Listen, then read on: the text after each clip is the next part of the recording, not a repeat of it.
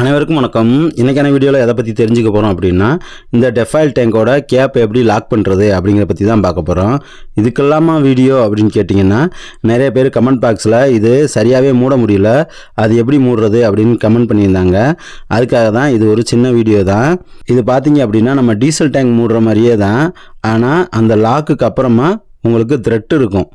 அதனால் நம்ம நார்மலாக மூடினாலும் கலண்டுக்கிட்டு வெளியே வந்துடும். இதை எப்படி மூடணும் அப்படின்னு பார்த்தீங்கன்னா, இந்த 2 காடி இருக்கு இல்லையா, இந்த 2 காடியும் இந்த பள்ளத்துக்கு நேராக வச்சு ப்ரெஸ் பண்ணி நல்லா ஓங்கி உள்ளே அமுக்கி டைட் வைக்கிற மாதிரி ஒரு தடவை திருகிட்டு அதுக்கப்புறமா சாவியை லாக் பண்ணிங்கன்னா லாக் ஆயிரும். அதுக்கப்புறம் பார்த்தீங்கன்னா சுற்றிக்கிட்டே தான் இருக்கும், வெளியே வராது. நீங்கள் தப்பாக மாட்டியிருந்தீங்க அப்படின்னா வெளியே வந்துடும், கலண்டு கீழே விழுந்துடும், ரன்னிங்கில் கூட கீழே விழுகிறதுக்கு சான்ஸ் இருக்குது. இப்போ இதில் பார்த்தீங்கன்னா சாவி இந்த லாக்கில் இருந்து ஓப்பன் ஆயிடுச்சு அப்படின்னா சாவியை தனியாக எடுக்க முடியாது. லாக் ஆனால் தான் சாவியை எடுக்க முடியும். அப்போ நீங்கள் சாவியை எடுத்துகிட்டு பூட்ட முடியாது. சாவியை ஓப்பனில் வச்சு அந்த 2 காடிக்கு நேராக வச்சு டைட் வசத்தில் அப்படியே திருகிட்டு சாவியை லாக் பண்ணி எடுத்திங்கன்னா லாக் ஆயிரும்.